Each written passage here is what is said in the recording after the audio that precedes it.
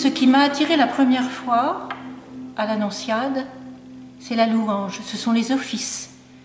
Cette simplicité de l'office liturgique à l'Annonciade, ce qui témoigne de cette simplicité, de ce recueillement et de l'union des cœurs. Et c'est très important dans une communauté monastique.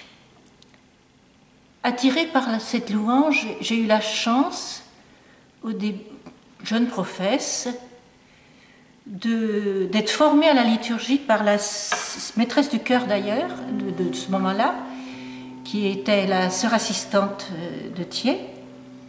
Et elle m'a appris beaucoup de choses.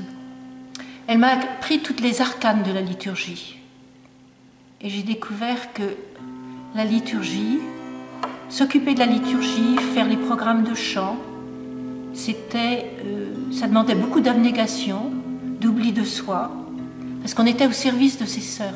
On était là pour aider ses sœurs à prier sur de la beauté, sur des textes choisis, des beaux textes simples.